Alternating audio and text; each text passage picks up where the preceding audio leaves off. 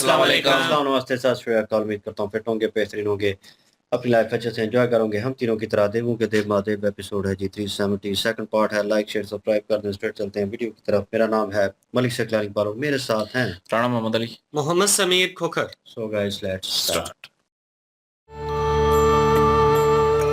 नारायण, जलंधर की शक्तियों से हम भली भांति परिचित हैं। वो महादेव का अंश है। यदि वो विनाश चाहे तो उसका परिणाम हम भली भांति समझ सकते हैं। और फिर जलंधर द्वारा असुरों का नेतृत्व करना और महादेव को सूचित न करने का निर्णय, क्या ये ठीक है नारायण? ब्रह्मदेव, इस समय महादेव का ध्यान उनके उद्देश्य से हटाना उचित नहीं होगा।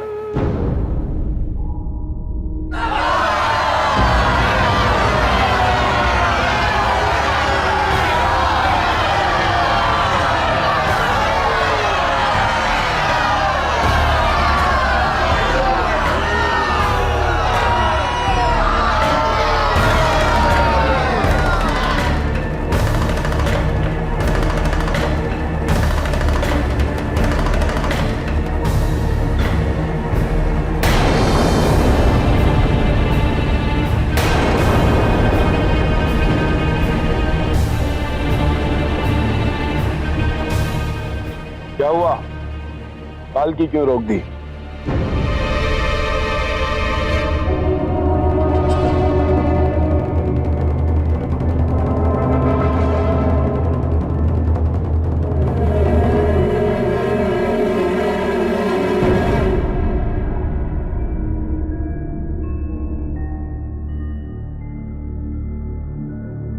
तुम यहीं प्रतीक्षा करो।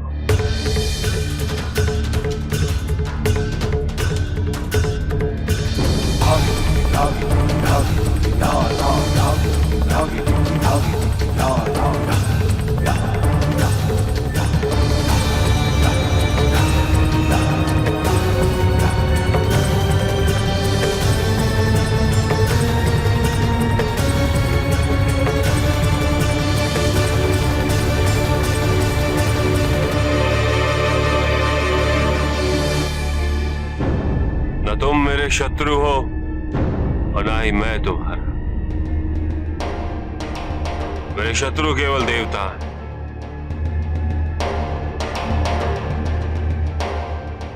यदि तुम भी उन्हें अपना शत्रु मानते हो तो तुम और मैं मित्र हो।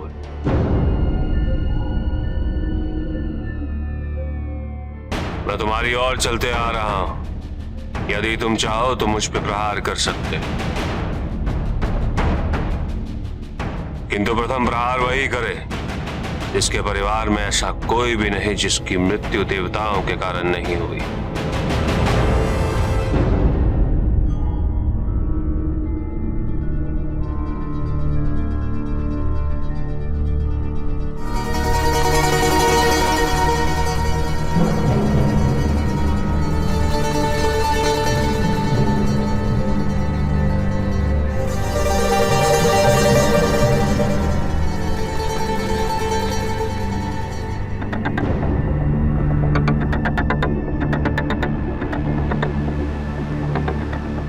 क्या हो रहा है?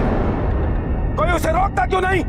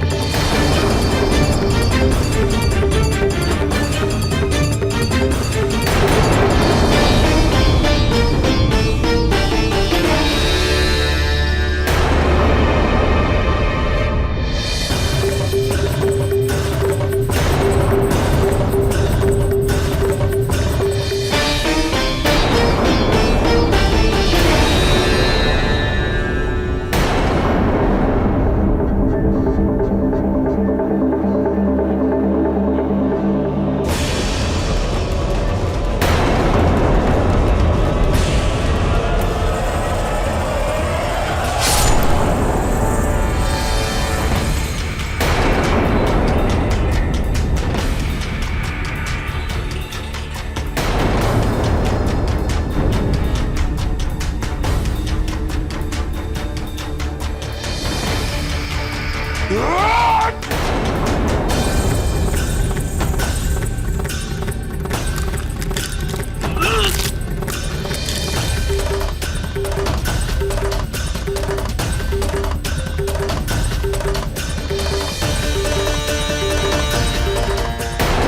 शत्रु का साथी मेरा शत्रु है, और शत्रु केवल मृत्यु के योग्य होता है।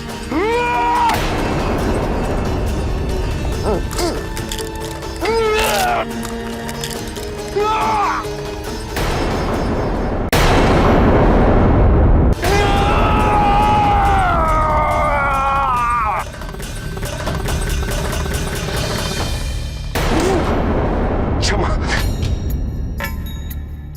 क्षमा कर दीजिए। मैं तुम्हें वचन देता हूं कि आज से समस्त देवता मेरे शत्रु, अर्थात मैं तुम्हारा मित्र।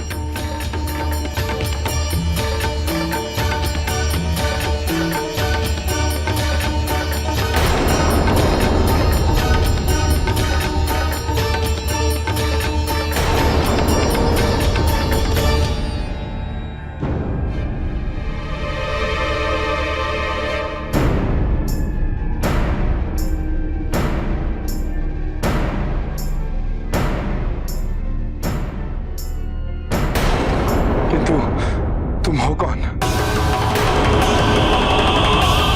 जय जय जलंधर, जय जय जलंधर, जय जय जलंधर, जय जय जलंधर, जय जय जलंधर, जय जय जलंधर, जय जय जलंधर,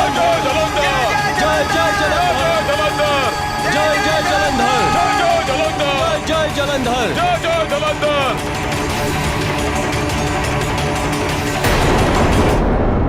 मुझे आभास हो गया है इस समय तुम शक्ति विहीन हो। अब तुम अपनी रक्षा कैसे करोगी? चिंता ना करो, मैं तुम्हें कोई हानि नहीं पहुंचाऊंगा। मैं तो तुम्हारा अपहरण करने आया हूं।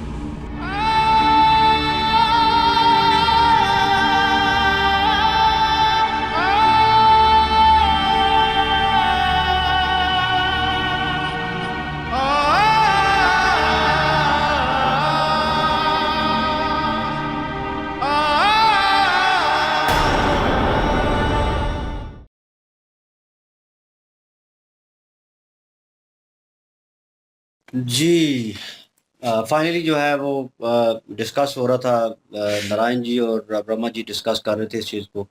और ब्रह्मा जी कह रहे थे कि हमें हेल्प आउट करनी चाहिए शिव जी की, और ये सारी सिचुएशन और किसी न किसी तरह।